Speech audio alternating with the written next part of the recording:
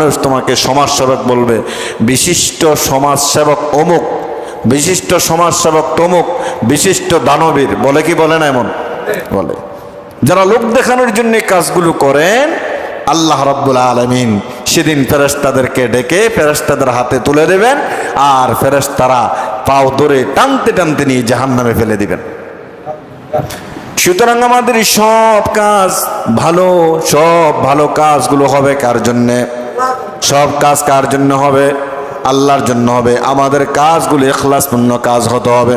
আমি ছোট একটা ভালো কাজ করলো, সেটা হবে আমার আল্লাহর জন্যে। যে কিয়ামতের ময়দানে সর্বপ্রথম আল্লাহ রাব্বুল আলামিন যখন সব মানুষ কিয়ামতের ময়দানে দাঁড়ায় যাবে, আল্লাহ রাব্বুল আলামিন সর্বপ্রথম একজন শহীদকে ডাক দেবেন। দ্বীনের জন্য, ইসলামের জন্য ময়দানে যুদ্ধ করতে গিয়া যিনি শহীদ হয়ে গেছেন, আল্লাহ রাব্বুল আলামিন ওই শহীদকে ডাক দিবেন, ডেকে বলবেন, বান্দারে দুনিয়াতে শহীদ হয়েছো কি জন্য আমি জানতে চাই। আল্লাহর বান্দা আল্লাহর সামনে দাঁড়ায় মিথ্যা কথা বলবে, রব্বুল আলামিন দুনিয়াতে শহীদ হয়েছি দ্বীনের জন্য, ইসলামের জন্য, শুধুমাত্র তোমাকে আমার প্রতি রাজি এবং খুশি করানোর জন্য। আল্লাহ তো মানুষের মনের খবর জানেন, জানে না? এই মুহূর্তে আপনারা কে কি চিন্তা করতেছেন এটা আল্লাহ জানে না? আল্লাহ জানে। তো আল্লাহ রাব্বুল আলামিন বলেন, বান্দারে আমাকে রাজি খুশি করানোর জন্য তুমি শহীদ হও নাই, দ্বীনের জন্য ময়দানে গিয়ে তুমি শহীদ হয়েছো। শহীদ হয়ে যাওয়ার পরে মানুষ তোমাকে শহীদ বলে ডাকবে, মানুষ তোমাকে বলবে সে ইসলামের জন্য শহীদ হয়ে গেছে, তার সাহস কত বড়, সে কত বড় বীর, এই জন্য তুমি শহীদ হয়েছো। আল্লাহ মানুষের মনের খবর জানেন।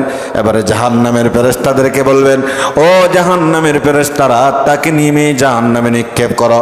জাহান্নামের ফেরেশতারা ওই শহীদকে, যিনি লোক দেখানোর জন্য শহীদ হয়েছেন, তার পাগুলো উপরের দিকে দিয়া মাসানিতে নিচে দিয়া টানতে টানতে নিয়ে জাহান্নামে নিক্ষেপ করবে। নাউজুবিল্লাহ বললেন না? দুই নম্বর হলো বড় একজন আলেম।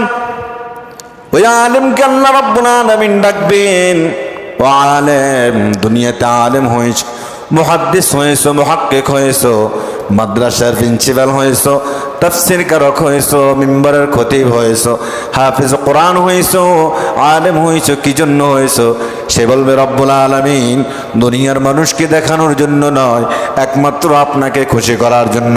আল্লাহ তারও মনের রোগ ধরতে পারবেন, তারও মনের খবর জানেন।